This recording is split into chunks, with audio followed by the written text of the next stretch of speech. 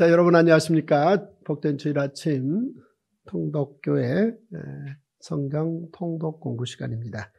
여러분은 지난 한 주간 동안 바로 이 1년 1독 통독 성경으로 132일부터 138일 욥기 8장에서 31장까지 내용을 읽으시고 5가지 포인트를 공부하셨습니다. 이 아침에 여러분들이 공부하셨던 이야기들을 한 걸음 더 살펴서 하나님의 은혜의 존전 앞에 서는 시간입니다. 같이 기도하시겠습니다. 좋으신 아버지 하나님 감사합니다. 저희들 손에 성경을 선물로 주시고 또 이 놀라운 하나님의 사랑 이야기를 저희들이 듣고 가슴에 담고 하나님을 사랑하고자 하는 소망을 키워가게 하심을 감사합니다. 지난 한 주간 동안 공부하였던 욥기의 이야기를 한 걸음 더 살펴서 하나님의 은혜의 통로로 초청받기를 소망하오니 인도하여 주시옵소서. 존귀하신 예수님의 이름으로 기도합나이다. 아멘. 우리 하나님께서 온 우주 만물을 창조하셨고 이제 그 가운데 그 모든 창조물 가운데 아주 월등한 피조물, 우리 인간을 우리 하나님이 하나님의 형상으로 창조하셔서 이 땅에 삶을 시작해 하셨습니다. 따라서 모든 하나님의 피조물 가운데 오직 우리 인간만 하나님을 향해서 신앙을 갖습니다. 신앙이라는 말은 오직 인간이 여타 피조물들과는 변별적으로 창조주 하나님에 대해서 알고 그 하나님을 섬긴다라는 뜻을 담고 있습니다. 신앙이라는 말을 이제 달리 또 표현한다면 하나님을 경외하는 것입니다. 하나님을 알되 하나님에 대해서 여타한 방식으로 생각하는 것, 이 생각하는 것과 하나님을 경외하는 것은 다릅니다. 우리 하나님께서 이제 여타 피조물들 가운데 인간들을 보시면서 정말 가끔 어느 인생을 바라보시면서 하나님이 쓰신 말씀이 너가 나를 경외하는구나 라는 말씀을 쓰신 적이 있습니다. 예를 들어 아브라함에게 우리 하나님께서 말씀하신 적이 있습니다. 이제야 너 아브라함이 나를 경외하는 줄을 알았다. 그런데 여기에서 이제야라는 표현 속에는 하나님께서 아브라함과 본격적으로 만남을 시작하셔서 몇십 년을 보내시는 과정을 지켜보시고 그의 아들 이삭을 모리아산 번제로 바치라 라고 요청하셨고 그 요청은 아브라함과의 신뢰관계를 쌓아둔 결과로 요청하신 거예요. 그런데 그 아브라함이 그 요청을 받아서 그 아들 이삭을 번제로 바치기 위해서 모든 준비 다 하고 최종적으로 이제 이삭의 심장에 날카로운 칼끝을 겨루어서 이삭을 이제 죽이려고 하는 그 순간 그 행동까지 하나님께서 지켜보시고 멈춰라고 말씀하신 후 이어서 말씀하시기를 이제야 내가 나를 경외하는 줄을 알았다. 이렇게 말씀을 하셨단 말이죠. 이후에 보면은 이제 하나님과의 관계를 운운하는 사람들은 적지 않습니다. 아브라함의 후손들 가운데 출애굽 한 사람들이 20세 이상 싸움에 나갈 만한 조건을 가진 사람으로만 60만 명 이상이었습니다. 그들은 첫 번째 애굽에서의 유월절 사건을 기점으로 하나님과의 본격적 관계를 다 한꺼번에 시작하는 숫자들입니다. 그들 머릿속엔 하나님이 있고 그들의 입의 말 속에도 하나님이 있고 그 공동체 내에서도 하나님이 있지만, 즉 하나님에 대해서 말하지만 그들 다 말과 행동을 하나님 앞에서 행하고 있지만 하나님이 바라보시면서 너희들이 나를 다 경외하는데 그런 말씀을 하시진 않으셨습니다. 하나님이 보시기에 나를 경외하고 있구나 라는 말씀을 하시는 경우는 이 성경 전체 기록을 통해서 참 드뭅니다. 그런데 66권 가운데 한 권인 욥기서에 들어가 보면 이 욥에 대해서 우리 하나님은 어떤 평가를 하고 계시는 거니? 이 친구는 나를 경외하는구나 이렇게 판단하시고 하나님은 이 놀라운 사실을 자랑까지 하셨다는 거예요. 따라서 이제 욥기 이야기의 시작은 욥이 하나님을 경외하는 걸 하나님이 아시고 그 표현, 욥이 나를 경외한다라는 표현을 자랑하심으로 이야기가 시작됩니다.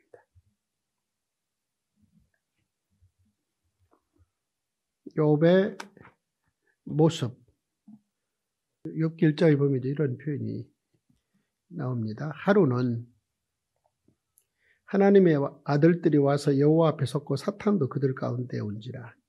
여호와께서 사탄에게 이르시되 내가 어디서 왔느냐? 사탄이 여호와께 대답하여 이르되 땅을 두루 돌아 여기저기 다녀왔나이다.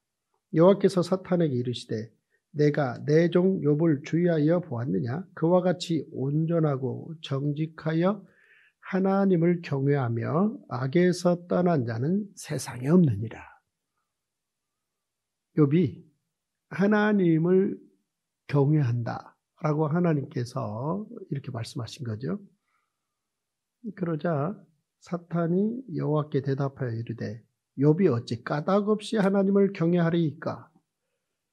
하나님을 욥이 경외하는 거 사탄도 인정한다는 거죠.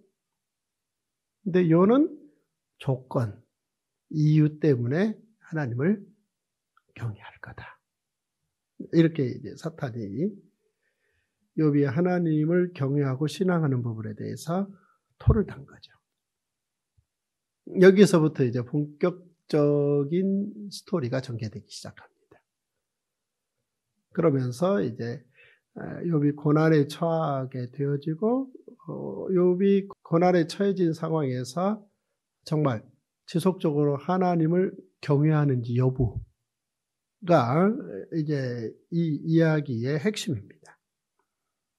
욥은 이제 여러 상황에 처해지죠. 그 상황에 처해지면서 끝내 하나님을 경외하는가? 아니면 사탄이 얘기한 대로 하나님을 경외하는 이유, 조건, 까닭, 이런 부분들이 무너지면서 하나님의 경외는 바로 조건 때문이었는가, 실제 내용이 없는가 여부를 확인하는 이야기가 진행되는 스토리가 욥기 이야기입니다. 꽤 두껍습니다. 1장에서 42장까지 있으니까. 그러니 이 이야기를 건너뛰는 게 아니라 굉장히 꼼꼼히 스토리를 진행하면서 이제 그 부분을 확인하는 거죠. 정말 욥이 하나님을 경외하는가? 정말 욥이 하나님을 신앙하는가? 그 흐름이라고 보시면 되겠습니다. 한 5가지 이 내용을 포인트로 이제 욥이 하나님을 경외하며 하나님에 대한 신앙이 오히려 더 잘하는 모습을 포인트를 확인해 보겠습니다. 첫 번째는 사탄이 거명했던 욥의 삶에 소유물이 풍성했다는 겁니다. 이것이 다른 여타 사람들과 비교해서 욥이 하나님을 신앙하는, 경외하는 이유일 것이다 라고 사탄이 평가를 했던 거죠. 이제 그러자 오케이, 테스트 해보자 라고 하나님이 허락하셨고, 욥의 그 많은 소유물은 이제 한순간에 사라져 버렸습니다. 해도 천천히 지잖아요. 천천히 떠오르고. 그런데 한순간에 사라져 버리는. 사실 벼락이라는 게 무섭잖아요. 훅 치고 들어오는 건데, 그 벼락도 치기 전에 뭐 우르르 쾅쾅 하는 뭐 최소한의 예고라는 게 있는 거잖아요. 그런데 일절 어떤 예고도 없이 한순간에 욥의 모든 소유물들이 다 사라져 버렸습니다. 따라서 이제 이 순간에 욥이 하나님을 경외했는가가 기록되어 나오는데 답은 그렇다입니다. 모든 소유물이 사라졌는데 하나님을 경외했다라는 놀라운 이야기죠.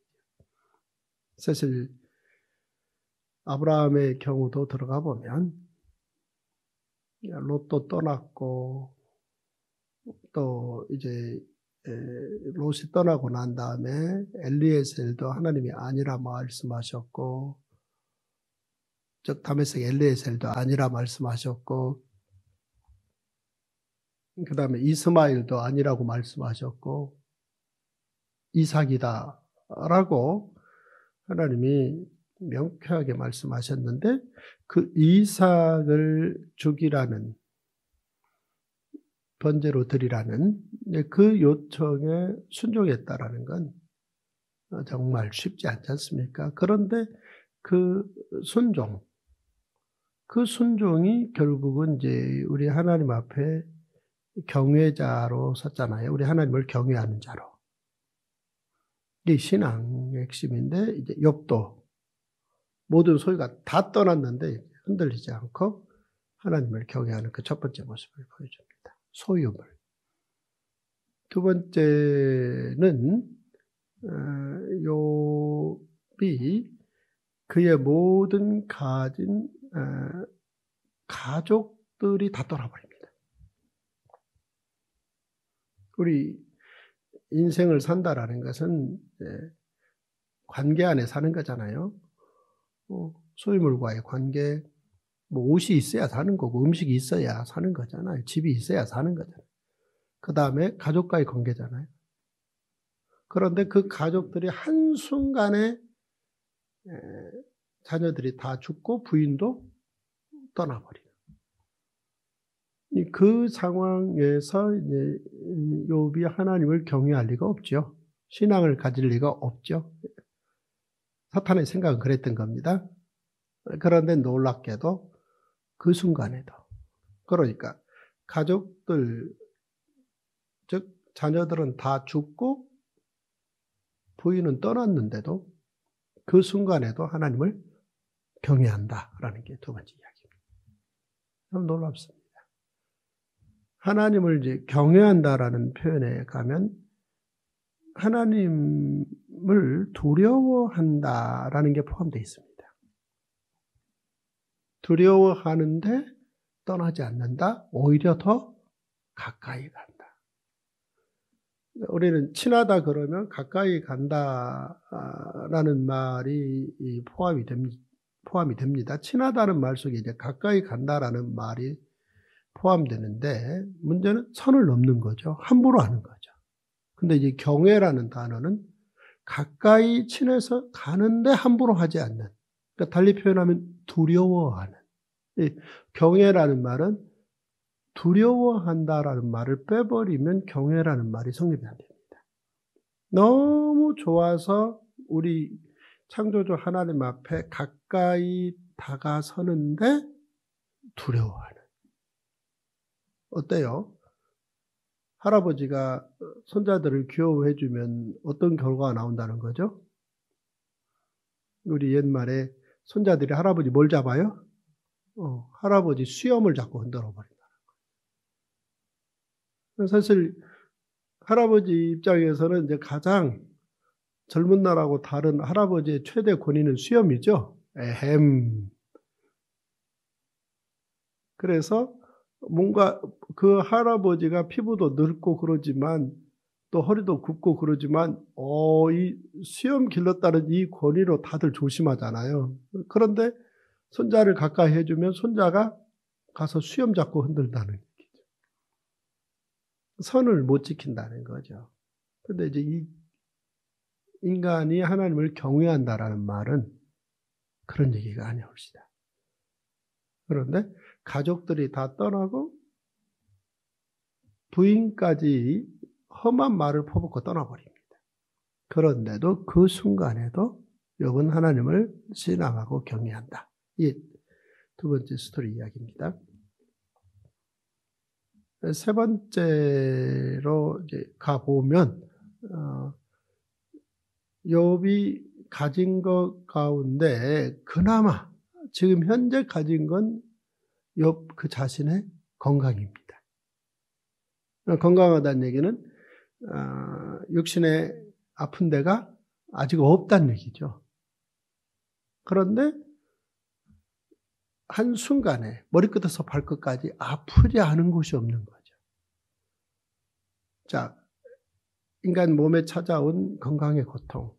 참 건강하지 않으면 음식도 맛이 없고 잠을 제대로 잘 수도 없고 서서 걸을 수도 없고, 인간 건강이라는 게 사실은 모든 인간의 그 어떤 기능을 마비시켜 버리는 거잖아요.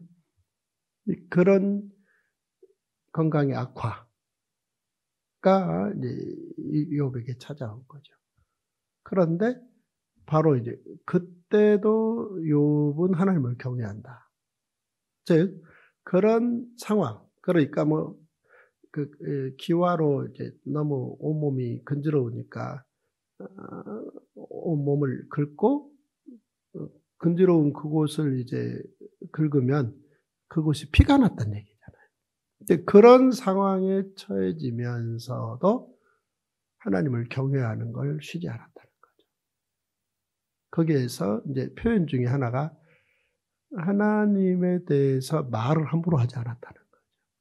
말이라는 게 별거 아닌 것 같아도 사실은 그의 생각이 말로 나오게 되어 있습니다. 그래서 가만히 말하는 거 들어보면 다 들어 있습니다. 근데 이제 욥은 그런 상황에서도 하나님을 경외하고 신앙했다. 이게 이제 욥의 신앙의 세 번째 모습으로 꼽아볼 수 있겠습니다.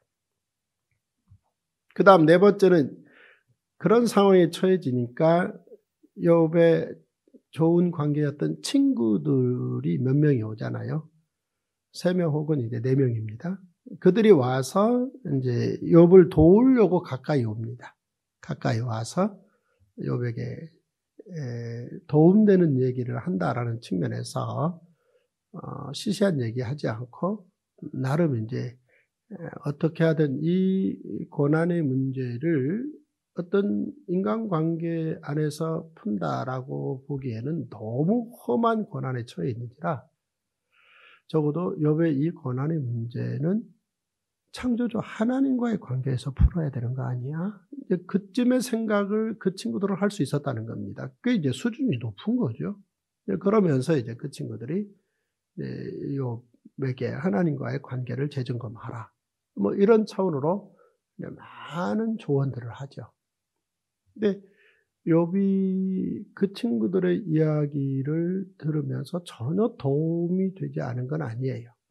사실 이제 자기 삶이 어려운 상황에 처해지니까 여타 어떤 피조물들과 관계 안에서의 자신의 행동이나 말, 대해서 뭐 따져 묻기에는 이미 그 정도 차원이 아니라는 걸 욥도 이미 파악했는지라 그런 어려운 상황에 처해질수록 근본적인 문제, 창조주 하나님과의 관계 안에서의 고민들을 본인도 해가고 있던 중이었습니다. 그런데 그 고민을 좀 더 다각도로 할 수 있도록 생각을 키우는데 욥의 친구들이 도움이 되는 건 사실이었습니다. 그러나 욥의 친구들은 그런 말을 하면서 겉으로는 욥을 동정하는 척하지만 욥의 세 친구들의 입장은 의외로 하나님에 대한 전제가 지식이 짧게 전제하고 하나님에 대해서 이제 그들이 그려놓고 하나님의 뜻이 이럴 것이다라는 식의 이야기를 하는 거죠. 그러니까 우리가 욥기서를 읽어보면 이제 그런 면에서 이제 많이 이제 깨달음을 얻게 되는데요. 내 자신의 고난의 문제 혹은 이웃의 고난의 문제가 있을 때 이제 안타깝고 아프니까 그 부분을 빨리 해결하고 싶어서 해결의 키를 쥐고 있는 창조주 하나님의 관계 안에서의 뜻을 묻게 돼 있잖아요. 그런데 그런 경우 나도 그렇고 또 이웃들도 그렇고 하나님이 이럴 것이다라는 생각을 너무 많이 짧은 지식으로 규정해 놓고 들어간다라는 거죠. 이 부분이 참 안타깝지요. 욥의 세 친구들도 그랬다는 겁니다. 그런 입장, 즉 하나님에 대한 그들의 생각이 깊을 리가 없잖아요. 그런데 그 하나님이 이러실 것이다는 전제로 이제 욥에게 자꾸 어드바이스를 하는 이제 그런 부분들을 이제 욥이 들으면서 참 위로가 되기보다는 오히려 아픔이 더해지는 그런데다가 이제 욥의 친구들은 욥이 그런 부분에 대해서 잘 수납하지 않으려고 하니까 이제 자기 의와 어떤 주장을 이제 더해가는. 그래서 오히려 아니 만남만 못한 그런 관계 속에 빠지게 되는. 자, 이런 상황에 처해지게 되면 신앙이 흔들리게 돼 있습니다. 이제 무너지게 돼 있는 거죠. 그런 상황 오히려. 그런데 그런 상황에서도 욥은 하나님을 이제 경외하는 일을 쉬지 않았다. 이게 이제 욥의 신앙 이야기로 들어가 보면 이제 네 번째 그의 신앙의 모습이다. 이렇게 꼽아볼 수 있겠습니다. 누가 와서 흔들면 흔들리게 돼 있잖아요. 하나님과의 관계를 뭔가 어떻게 하든 기초적으로 흔들리지 않겠다라는 소망 속에 서 있어도 오히려 이제 주변 사람들이 와서 하나님과의 관계를 흔들어 버릴 수 있습니다. 그런데 이때 욥은 그의 신앙이 흔들리지 않았다. 하나님을 경외하는 마음이 흔들리지 않았다라는 게 이제 네 번째 욥의 신앙의 모습으로 볼 수 있고, 그 다음에 이제 다섯 번째 보면 그런 고난의 상황이 지속되는데 이제 아직 해결되지 않았는데 하나님이 욥을 정면으로 만나 주십니다.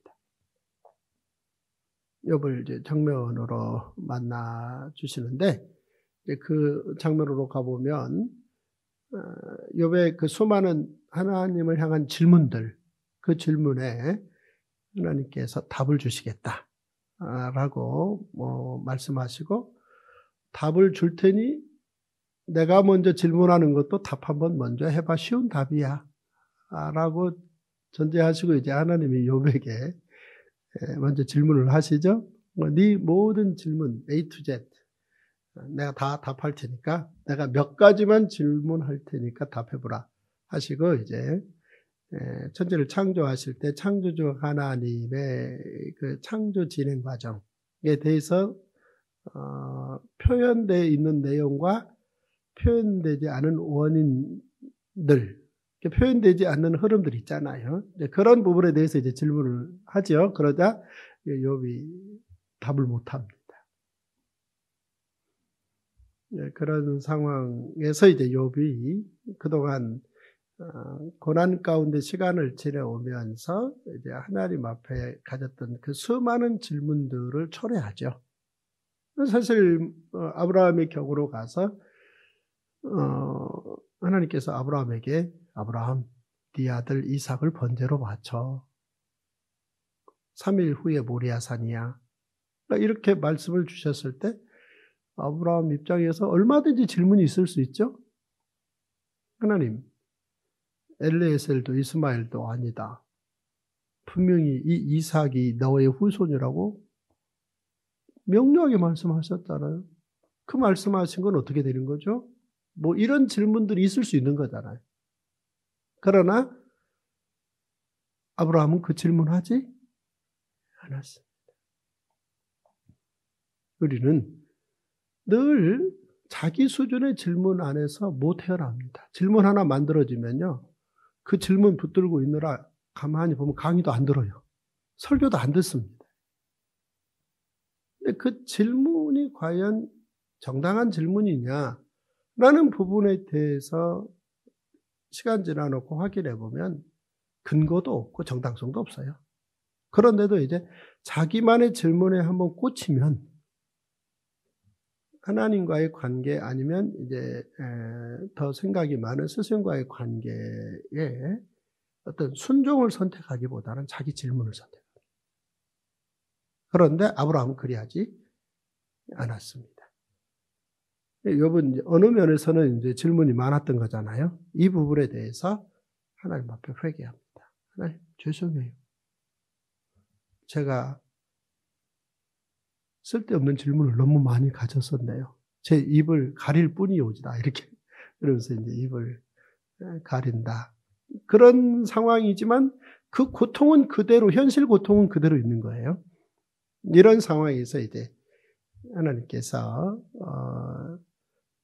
욥에 대한 질문을 가지고 뭔가 욥을 도우려고 하면서 과도한 질문과 그 질문에 엉뚱한 답을 쏟아부었던 엘리바스를 비롯한 욥의 친구들을 대상으로 이제 하나님이 엘리바스를 이제 불러서 너 그동안 네가 욥에게 쏟아부었던 모든 질문들 너 잘못한 거야. 죄 지은 거라는 거예요.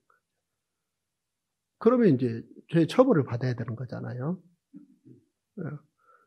그러면서 이제 처벌을 받는 길을 이제 엘리바스에게 하나님이 말씀해 주시는 거죠. 그래서 너가 이제 제물을 들고 욥에게 가서 욥을 통한 제사를 드리고 욥이 용서해 달라고 하나님께서 기도하면 용서하겠다. 이렇게 하나님이 말씀을 주시죠. 그때 이제 욥의 친구들 엘리바스를 비롯한 욥의 친구들이 깨닫습니다. 아, 뚫린 입이라고 아무 얘기나 막 하면 안 되는구나. 그걸 질문이랍시고 그렇게 해서 아픈 사람을 더 아프게 하고 하나님을 경외한 사람에 대해서 잘못 판단하는. 표면으로는 도왔지만 내용으로 보면 더 힘들게 한 거죠. 그 질문 진행 과정에서 자기 의들에 너무 또 빠져버리는. 자기 논리에 빠져버리는. 이 부분에 대해서 이제 그들은 처벌을 받아야 됩니다. 바로 이때 이제 욥이 친구들이 와서 이실 짓고 잘못했다. 제물 들고 왔으니 하나님께 제물 드릴 터이니 우리를 위하여 용서의 기도를 하나님께 드려다오. 라고 친구들이 부탁합니다. 그럴 때 욥 입장에서 거절할 수도 있죠. 너 함부로 나한테 할 대로 얹고 이제 와서. 그러면서 욥 입장에서 거절해도 되는 거예요. 그런데 이제 이때 욥이 그 친구들의 잘못을 하나님 용서해 주십시오. 저도 부끄럽습니다. 친구들도 마찬가지지 않겠습니까? 라고 이제 기도를 욥이 드립니다. 이때 하나님이 욥의 기도를 들으시고 친구들도 용서하시고 그 순간 친구들을 용서해달라고 기도하는 그 순간 욥의 그 모든 고난도 그 시간에 회복시켜 주십니다.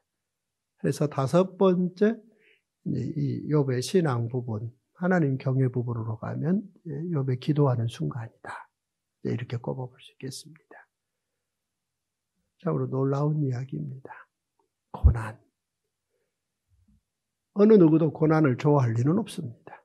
하지만 욥은 그 어렵고 힘든 고난 과정을 통해서 더 하나님을 경외하게 되고 욥의 시작 이야기에 비해서 끝부분에서 더 큰 하나님의 자랑이 되었다라는 이야기로 우리는 욥기 이야기를 공부할 수 있습니다. 오늘 또 복된 주일 우리는 어떤 상황에 처하든 우리 하나님 앞에 하나님을 경외자로 쓸 수 있는 신앙인의 모습을 세워가는 복된 주일이요 복된 우리의 남은 생이 되기를 소망합니다.